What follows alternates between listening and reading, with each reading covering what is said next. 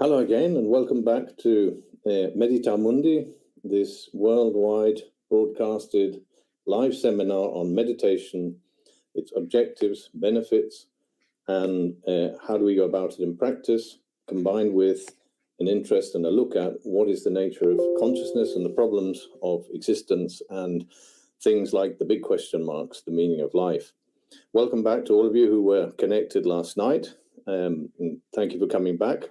Obviously, we have an interest, all have a mutual interest in finding answers to the big questions about life, and also, obviously, the subject matter. What is meditation, and what are its benefits, and how do we go about doing it, and on what level do we want to go about doing it?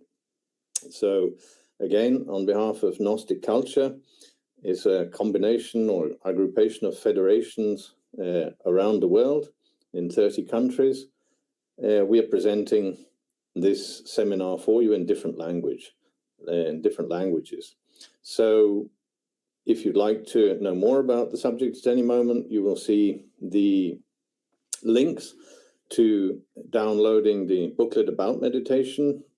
It's a summary, it's an introduction to the subject, and also the possibility of joining a course, either in a place where you live nearby or online, to learn more about the science of self-discovery and the possibilities of awakening and transforming ourselves. So yesterday, when we will go into the presentation again, I'll just share the screen with you. And we will see that yesterday we were looking at what is meditation. And of course, it begs many questions. And what are its underlying principles? Today, lesson 2, we're going to look at objectives and benefits of this ancient science. The third lesson tomorrow, we'll be looking at how to meditate in practice. This obviously is going to be an introduction. Meditation is a science, as we mentioned before, and it's something that you don't learn overnight. But we will look at the basic principles of how can we enter into our own process of relaxation, connecting to ourselves, and have some clues and keys to connect in a more direct fashion to what's going on inside of ourselves, and where can we find our center and source energy and so on.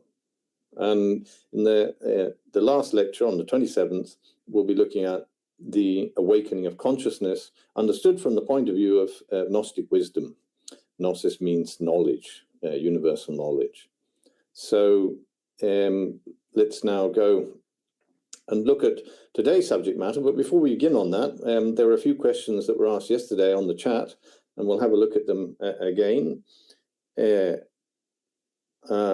Oldio Man from Ghana asked, I want to find out if meditation has any influence on the opening of the third eye, i.e. clairvoyance. Of course, clairvoyance is one of several innate, latent faculties that every human being has. And I say latent because we all are clairvoyant. We all perceive phenomenon around us, but we don't have this inner sense developed. Some human beings do have it developed, and it is a faculty that we can all develop, as is telepathy, as is intuition, and so on. So effectively, meditation is also one of the fundamental and necessary processes to be able to center oneself so that one can concentrate on the different centers that we wish to awaken. Of those are, for example, the frontal chakra, which we find in the forehead here, and through certain disciplines of mantra vocalization, we can awaken, stimulate this center, and through meditation, through mantralization, through these kinds of disciplines, we can effectively develop clairvoyance. So yes, meditation does have to do with all inner faculties. And then we have another question from Ruben Malama. Does sex have any impact on meditation, and which places are conducive to conduct meditation? Well, that's a great question. Sexuality is the basis of all existence, all life, all living creatures. So, of course, sexuality and how it's practiced, and the vibrations, the harmonies, and how we go about developing our sexual life is, of course, hugely important to any side of our personal, physical, mental, spiritual development. And meditation also contemplates, certainly in the East, the whole series of energies that are awakened through tantric practices, alchemy it's called in the European circles. And so we can't separate sexuality from life, vitality, or even spirituality, which again, sexuality has been a big taboo thing in mainstream religions for a very long time. And it's something that we cannot ignore or put on the side or put barriers on or labels on. It's something that needs to be understood as an energy, a life force, and it's a very, very powerful life force, which, of course, we can channel. So meditation is, of course, connected to sexuality. But in these lectures, we won't be going into the subject directly of sexuality and all the different aspects of it in terms of alchemy, tantrism or meditation, and so on. But it's a great question. And then which places are conductive are good to carry out meditational practices? Well, when we're beginning, obviously, we need to find places where we don't have distractions, like lots of noise, people buzzing around and people coming in, interrupting. All these things, they take away our concentration, our harm. Places where we can listen to music, places where we can listen to harmonious music. In nature, of course, there's a fantastic thing a place to go, by trees, in woods, by rivers, lakes, to find peace and quiet and tune ourselves into the harmonies of nature. These are fundamental things to what we are doing. So let's move on now to the subject in hand, objectives and benefits of this ancient science. Well, contents. I mean, we've written here mind, body, and spirit because we're all familiar with these three different aspects of existence, which we read them, we hear about them. There are festivals of mind, body, and spirit, where everyone who's got an idea about mysticism or something will turn up and offer their version of or their practice or whatever it is they want to teach. We cannot ignore the dimension of mind. It's fundamental to our existence and the role it plays in our lives, positive and negative. And meditation has a hugely significant role to play in calming or teaching us or helping us to calm the interruptive, unruly processes of a disorganized and conflictive, often chaotic, contradictory mind. The mind is not the best place to go to solve problems or to find answers. Body, yes, we are physical entities. We experience ourselves in a physical body in the three-dimensional world. And so, of course, what can meditation assist us in relating to our own body and our nervous system, our endocrine system, even our digestive system, our respiratory system? The meditation will help us balance, come into tune, in harmony with, improve in infinite number of ways our general well-being and health. And then, of course, the subject of consciousness or spirituality, soul, whatever we want to, whatever label we want to put on the metaphysical, that is the non-physical aspect of our experience in existence. So meditation is, of course, the doorway, as we mentioned, to investigation. It's a science. It's not just a spa, well-being, relax, get out of the stress of the work system. It's, of course, much greater and deeper and so on. It's a universal science which connects consciousness and can help us to awaken our own consciousness and connect to our inner center, or what we mentioned in the last lecture as what we term the being, that is to say, our inner core essence or super consciousness, that divine side of ourselves, or whatever terminology we want to use for this. It is definitely something that is not of the third dimension. It's not physical, and it is something that we can definitely connect to, and all people all over the world, in all cultures, all religions, all through history, who have had meaningful spiritual existences, all understand that, yes, effectively, without developing our higher internal nature in some way or other, then all we are is animals with brains, thinking animals. And of course, because we can think, because we can manipulate our environment, we have become, of course, the most destructive creatures on this planet. And we are busy destroying our own habitat, and we are busy violating all the laws of nature. And apparently we are capable of driving our own selves to the verge of planetary extinction. This is something that no other species on the planet does or can do. It's something peculiar to the human psyche gone wrong, life gone wrong in human expression. And this has everything to do with consciousness, it has everything to do with awakening. And of course, meditation has everything to do with helping us come back into some kind of personal organization whereby we can fit harmoniously into an environment which we did not create and which we were born into without knowing why. And so meditation in that sense is an empowering process to enable us to reconnect in a positive, coherent fashion to our physical body and all aspects of our five senses, to our mind, to learn to think for ourselves, not the things that others have taught us to think, but to discover our own way of thinking that reconnects through our body, through our heart, through our consciousness to the real world. The real world, when we talk about the real world, is not the collective human fantasy of civilization, which is obviously not going forwards in terms of happiness, abundance, well-being for human beings or for the natural world. Reality is to do with actually what laws govern creation itself and nature herself. So until a human being enters into tune with themselves and reconnects to their origin, to their center, to their higher, if you like, higher self, we can call it that loosely, not to go into details. For that, you can invited to join the Gnostic courses, which will teach you all about ego, all about personality, all about where we come from and what's wrong with us, how to change that, and so on. But the subject of meditation is a key area to reconnection and to reorganization and to direct perception of reality itself, which is not something that can be intellectually perceived.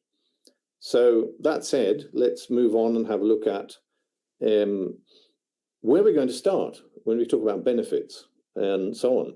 It's very easy just to talk about, take everything from, yes, my body, my health, my life. But I want to start our journey into the world of meditation from a slightly different perspective.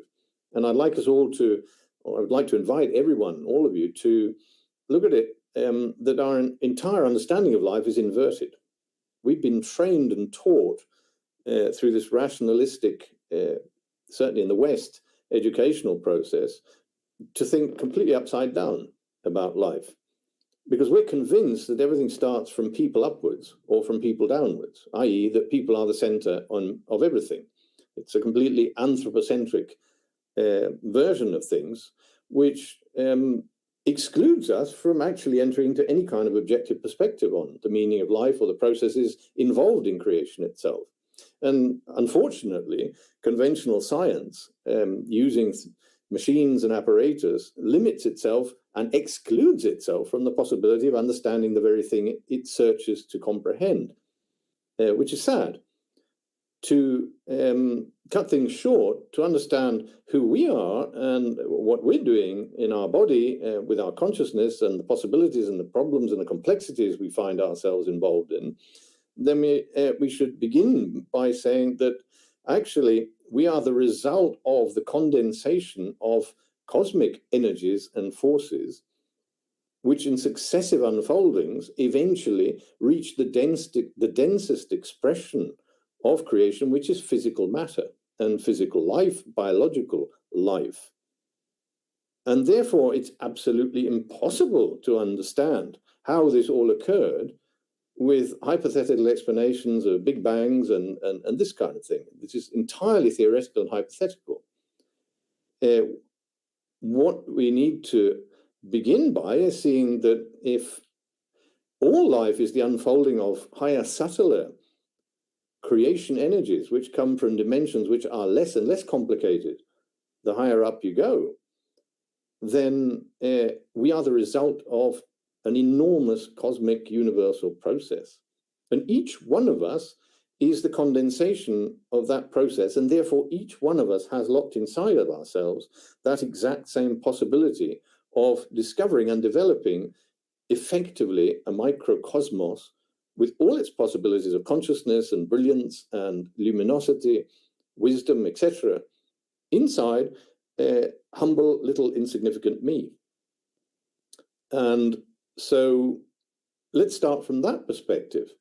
Then we have to humble ourselves just a little bit to notice that as we are mixed up, confused, contradictory, and as a humanity, we are self-destructing in our behavior patterns and thought processes. And so if our actions and thoughts are leading to destructive results, it obviously means that something is deeply wrong with inside of our basic perception of ourselves and the world around us. So let's just change it around and not think from ourselves that everything comes through us, for us, and by us, and so on. Let us just think of ourselves as the result of the condensation of energies. We don't have to label them. We don't have to know what they are. It's not relevant to what we are doing. And then how can we reconnect to that which brought us to where we are is the basic question. In that sense, meditation simplifies everything. It simplifies our existence, it simplifies us, and it connects us to the most primary energies and the most powerful energies in the cosmos. And it cuts out all the distraction and litter that we have in our psyche, in our mind, in our emotions, and everything that is just energy channeled one way or another in endless spirals of exponentially developing strange behaviors, thought processes, emotional processes, which are incoherent with the harmony of the universe. So human beings are very unharmonious creatures in the cosmos, as we are, and in a culture that actually induces us to become ever more strange, ever more unharmonious, and ever more distant from the simplicity and the beauty and the harmony of being natural vehicles of expression of extraordinary and amazing forces at work behind the scenes, even in the atom. So let's talk about, look at the planet, for example. The planet, if we look at it from an energetic point of view, and talk about bioelectromagnetic energy, we can see an image here of the Earth, and we can see it's not terribly clear. We can see the lines that indicate there is an energy field around the planet. The planet has poles, north, south, and it has its own, it behaves exactly like any living being to which we could say metaphorically it has given birth to, or nature has given birth to creatures, beings alive, but they're alive on a living organism. And this is, again, a conceptual thing that the Western materialistic reductive mind rejects, the idea. So we accept that the universe is dead, that the planet is not alive, and that somehow out of all this universal death and disorganization, organization has miraculously occurred, and suddenly something completely illogical occurs, life evolves, and then conscious life, and then people appear. And this has all come out of absolutely nowhere and means absolutely nothing. It's the most reductive, absurd notion that any sentient human being couldn't possibly accept at face value. It makes no sense. It doesn't even, it's not even compatible with human experience and what humans matter. The people who most fanatically expose this materialistic, what they call in their new religion, atheism, all it is, I mean, what matters to the people who are exponents of these versions of life They themselves, what matters to them is their emotions, their feelings, and everything that is important to them, their family, etc., which has nothing to do with the theories that they're on about. So we are bioelectrical magnetic entities on a living organism. We are born within it, and we are a product of it. And we have a physical body. Each of us lives in a physical body, which we did not make. None of us designed our body. None of us planned our body. None of us, as far as we know, our parents didn't decide what color eyes we were going to have, although, of course, yeah, genetic science would would like to sell us the idea that their parents can now program the size of their children, the beauty of their children, the appearance of their children, and so on. This is one of the peculiar human ideas of how to control nature. However, that said, none of us decided any of these things. We all find ourselves in this extraordinary process of being in a body at all, as a child, as a baby, growing up, and having to face this incredibly contradictory, complex world that we now live in. And our body belongs to, as we've said earlier, the physical world is the most dense expression of creation. And yet it is in itself, it is an extraordinary possibility. So what we find is that we are in a vehicle with 5 senses, physical senses, and with as many internal senses, which we don't even know. You can have clairaudience, which is the inner version of the inner ear, where people like Mozart, Beethoven, and others heard the music of the spheres. They heard their symphonies and they wrote them down. They didn't invent them. Music wasn't invented, it already existed, and certain people, for certain reasons, were gifted and channeled and brought to all of us the beauty of these things. Similar things happen with art. Even the great scientists, such as I've forgotten his name now, the theory of relativity, Einstein, he himself said that he dreamt his theories.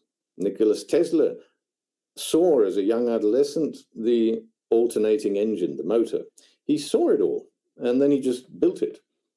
And so where did all these inventions and ideas come from? Nobody invented them. They came to them. Where did they come from? Evidently from dimensions that, unfortunately, we are distant from and not awakened to. So we have the physical plane, the mental plane, and consciousness. And to understand the nature of meditation and the nature of life, the nature of our own existence, we evidently have to take the parting point as the physical body, but only as the parting point of connecting to other energies more subtle, and other emotions that are more subtle, other feelings that are more subtle, and vibrations and frequencies of energy that are more subtle, that our physical body does connect to, but our level of distraction in the mind, in our mental dimension, it doesn't enable us to develop. And therefore we effectively, because of our peculiar mental programming processes in what we call education, actually stunts our psychic, spiritual, conscious capacity, and it stunts our ability to become deeper, independently thinking, independently minded, more illuminated, more aware human beings. So what has all that got to do with meditation, you might be asking?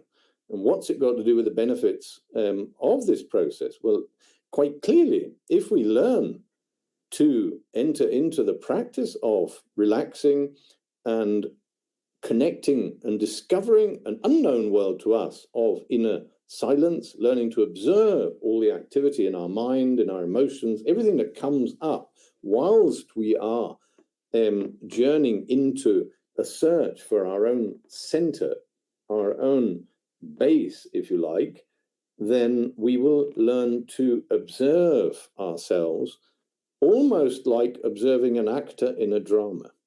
And meditation facilitates this process. And the benefits of it, of course, are that our body begins to function differently. We learn to relax our body, we learn to breathe differently, we learn to connect, to feel our body differently, we learn to obtain much keener connection with our physical senses, with our vision, what we look at, how we look at it, how we smell, how we hear, what do we listen to, how do we hear, and we can begin to choose what to tune into in the world around us, not just to be conditioned by automatic thought processes coming from an unconscious, disorganized world that exists within us, which we do not control and do not know really anything about.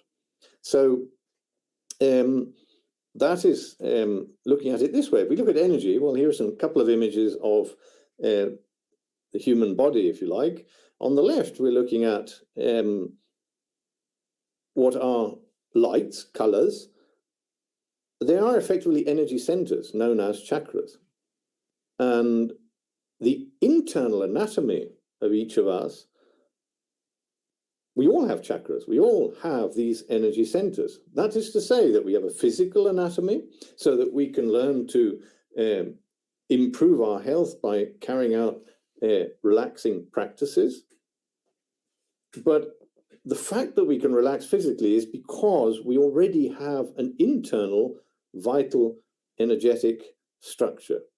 It's almost like having a more subtle body within the physical body, which is in another parallel dimension, but it's connected and doesn't interfere with the physical side. And this, of course, is something that science doesn't like to talk about because it doesn't, unfortunately, have the machinery and the apparatus to detect these phenomena.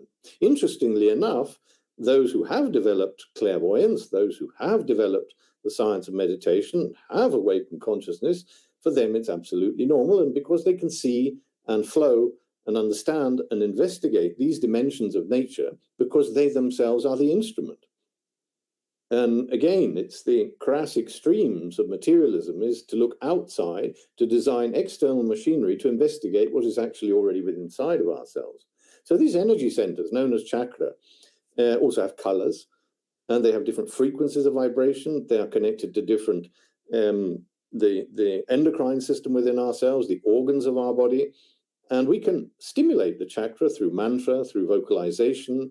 We can develop ourselves through these, if you like, therapies. We can look at these Eastern yogic or tantric practices almost like therapies. They bring us back health because they help the body physically and internally to come back into tune with its own self and its own true functionality. So again, these are marvelous, amazing phenomenon. And if we do simple mantra or vocalization, even things like the vowels, A, E, I, O, U, for example, these are connected to different chakras. And through vocalizing them and concentrating on these areas of our body, we can feel the vibration, which means that we can feel how our cells vibrate differently, how our nervous system reacts and responds to this kind of treatment, therapy, or practice. Which means, of course, that if it works and we do it, we can only know if it works by trying it. We can't just dismiss it and say it's ridiculous, I don't believe it. If you haven't tried it, how do you know? Then experience and practice teaches us that effectively, yes, we are receiving enormous benefits from doing really, really simple things. So anything that improves our well-being physically or mentally, it's because something is happening energetically internally from a more subtle dimension of ourselves. So we are using our physical body, our five senses, and our environment to stimulate internal energies, the energy flow within inside of our body. We've all heard of things like acupuncture. So we all know that there is a very ancient art from ancient China, whereby they have very highly complex maps of energy flow throughout the body and special points, thousands and thousands of them in the physical body. And without any kind of physical apparatus or microscopes or laboratories, they have come up with these extraordinary complex maps of the energy flows and connections between all areas of the body, and are able to heal people using needles by stimulating energy points. But these energy points, of course, are not only physical or muscular points or nervous points. There is an immediate connection between anything we do to our body physically to anything that is in the inner anatomy of our body, on the inner planes or higher planes or more subtle planes of our existence. Which is why we invited you all at the beginning to understand that we have to understand the physical world and the problems we have in it, we have to accept and allow our brain to understand, our mind to understand, that we can't understand the more subtle dimensions of life if we believe literally that what is reality is the physical plane. The physical plane is the result of something that has been condensed from more subtle frequencies and vibrations. And obviously, this process is conscious of itself. It's an intelligent, conscious process. And our reduced intellect and our reduced attitudes and our reduced civilization reject that because it makes us appear ignorant and less important than we like to think we are. And of course, this is typical of a humanity which has alienated itself from meaning and wishes to replace it, what is meaningful and powerful and universal, with our own ego, effectively. And it's the most impoverished fashion of living that any human being could possibly undergo. And that our entire society is based on this. So we are actually becoming ever more impoverished and poor and miserable instead of becoming more open, more beautiful and flowering in creation, because we're rejecting it. So meditation has everything to do with returning to a union with and a connection with the true order of creation. And we don't have to put labels on it. We don't have to say it's this religion, this school, that school. We don't have to do that. The important thing is to accept that this could be the case and then try it out and see what results it produces within us. So we mentioned something of what we're seeing now: the brain, mind, consciousness. We have to understand our brain is like a computer. It's a program. It works on programs. And the programs depend on the programmer. And who is the programmer? Well, our parents, society, the culture we live in, the country we were born in, and so on, and whatever it is now that we can obtain through internet and the network. And all of this influences the way that our brain thinks, not even how we think. It influences how the brain produces thought patterns in the mind. But then arises the question then, what is the mind and who controls the mind? And again, these are things that we could do seminars on each one of these phenomena.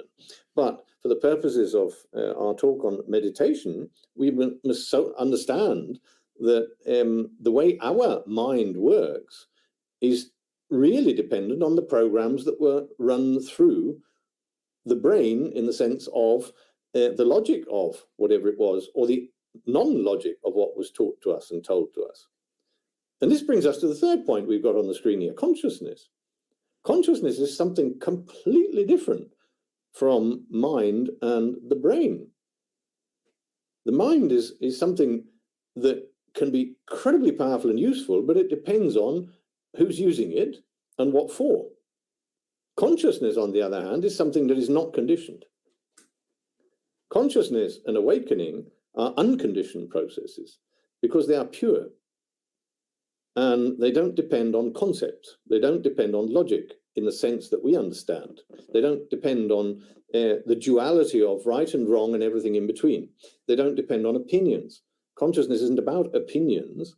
Understanding isn't about opinions. Comprehension isn't about opinions. It isn't about who told me what and who do I believe, or what did I read in what newspaper, or what news program I watch, or what my theory is or your theory is. It doesn't depend on any of these things. Consciousness is something that simply is.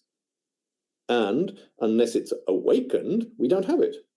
Which is, of course, why we live unconsciously under a permanent, lifelong bombardment of unconscious influences, mentally, physically, emotionally, sexually, in every aspect of our daily life. And the society we live in is simply a kind of an agreement about what beliefs we have, whether we live in the Amazon, or whether we live in a Colombian mountain with the Kogi Indians, or whether we live in the East, or whether we live in the West, whether we live in communism or capitalism, socialism. It makes absolutely no difference. The way that we are is conditioned by the environment we're in until consciousness is awakened and developed, which is independent of culture, religion, and all the rest of it. So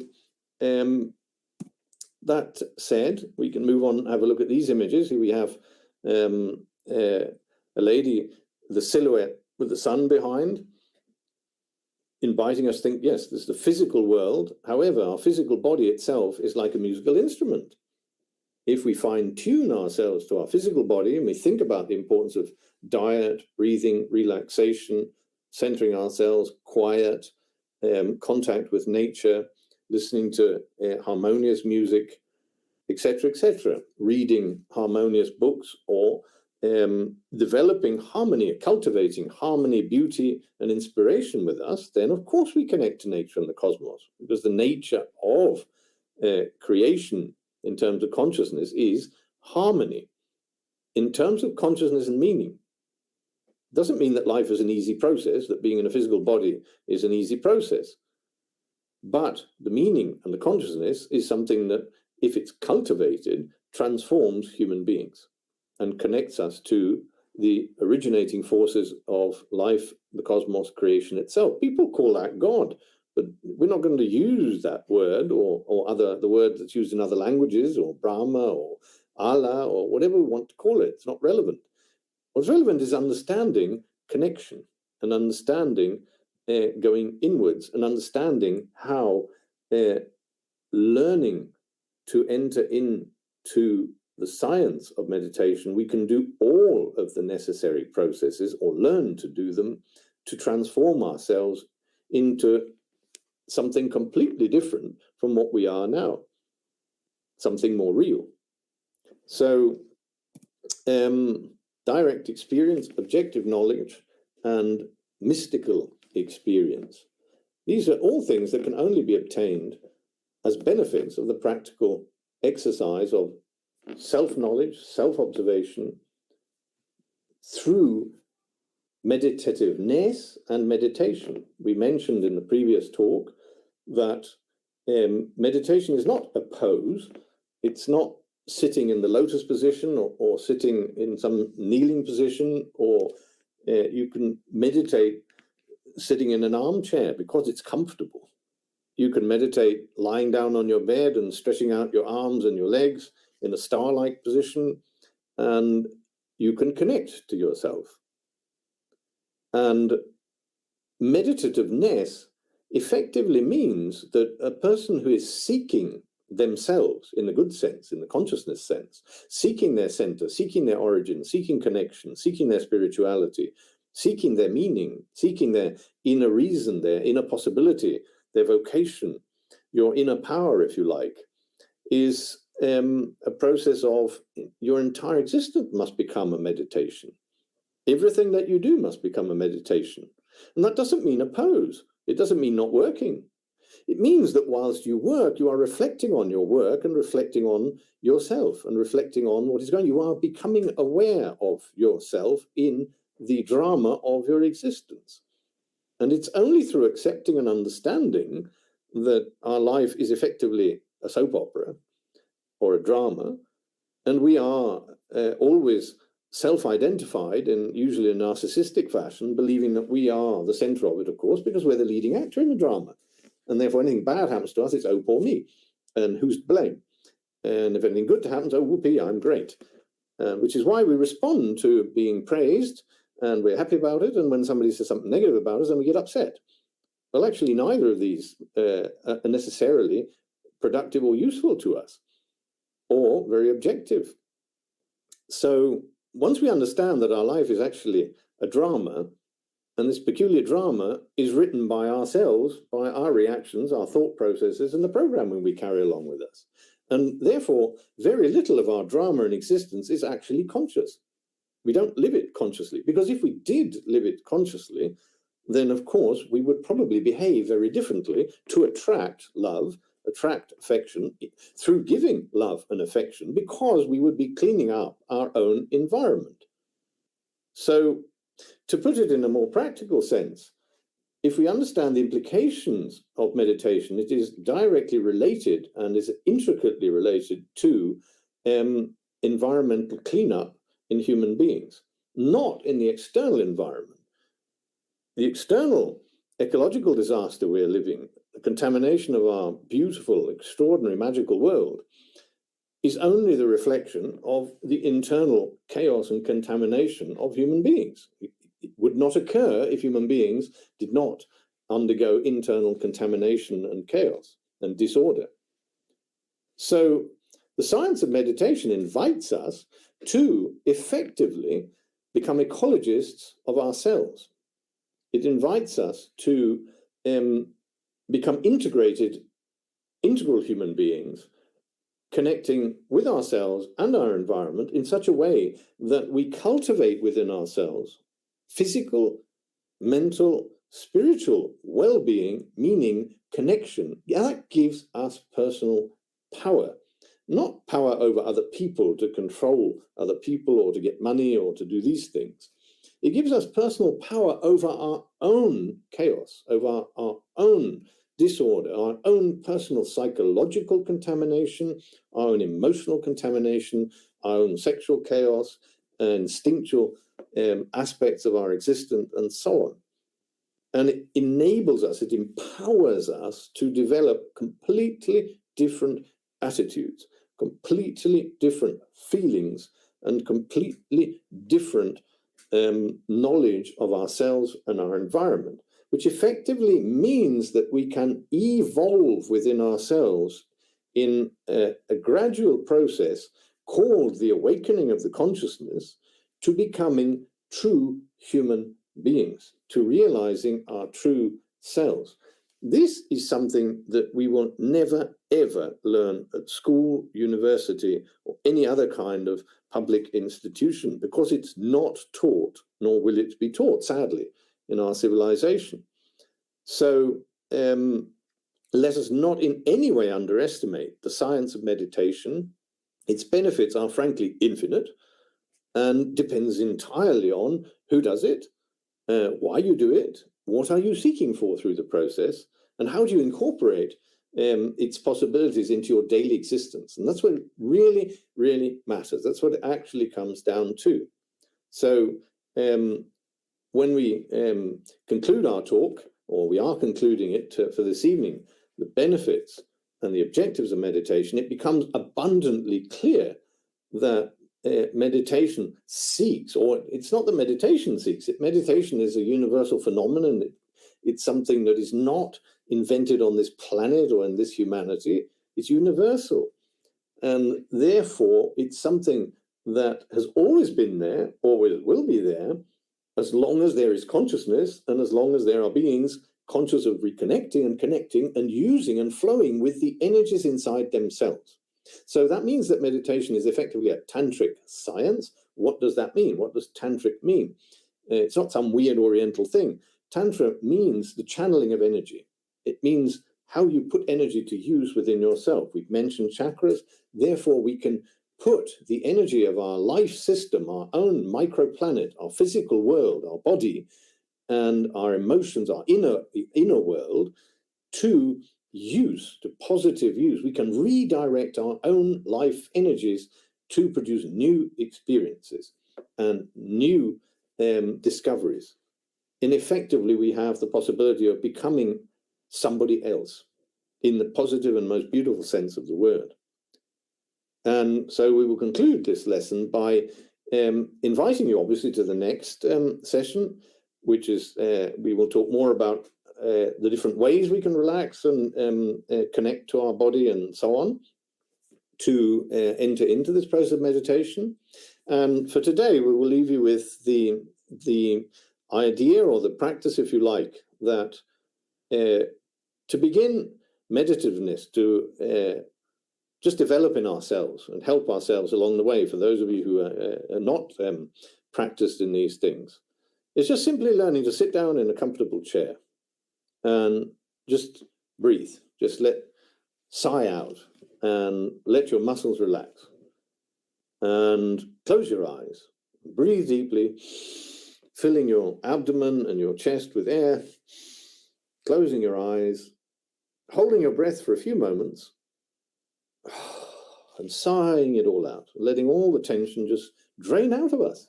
And if we do this several times over, it's a relief.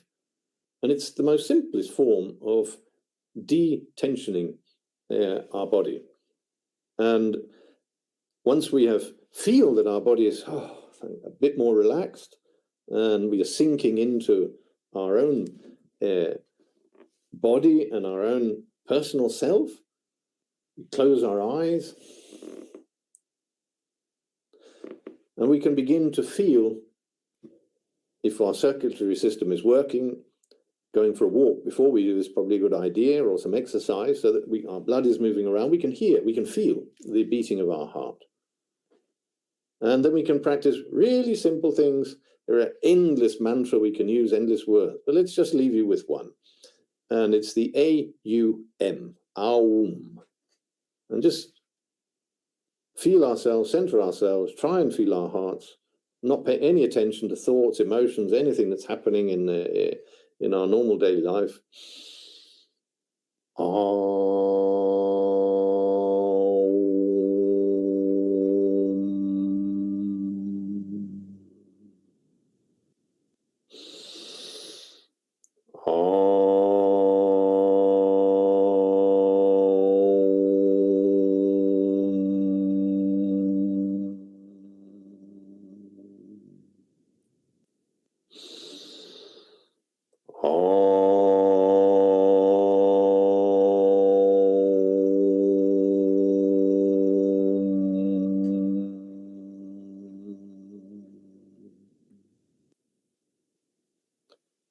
And on doing this very simple exercise, immediately one is somehow calmed and thoughts have dissipated, worries dissipate, and harmony can be felt. It's as simple as that. There is no big, weird thing behind it. It's really simple, easy stuff to begin to learn to do. And we shouldn't be put off by the fact that, yes, there are endless disciplines related to meditation and so on, because we want to begin our process. We want to connect to our process. And the simpler it is, the better it works. So that is, I think, concluding aspect for our talk today. We leave you that simple practice. You can do it anywhere where you live. And I don't know if anybody has if there's any questions on the chat. I'll just check here on the WhatsApp to see whether there are no questions at the moment. That means that everybody's understood everything. That's fantastic. Much better. So, well, on behalf of all the technicians and all the energy and effort around the planet that's gone into organizing these live stream talks, thank you very much indeed. And we wish you all the very best for your search and your process. And we're asking our technicians to put on the screen for you the links where you can download the manual, if you like, or a simple reading process to understand a bit about meditation, and also to connect to the online courses or the courses near where you may be living, to learn about the science of self-knowledge, the science of knowing ourselves and what's going on in ourselves, and which combined with meditation effectively does lead us to a personal awakening and of our own inner possibilities, truths, and so on. So hope to see you all tomorrow. Please invite colleagues, friends who might be interested in the subject to the talk tomorrow. And we wish you all a very good afternoon, or very good morning, or a very good night, depending on where your time zone is. Thank you very much.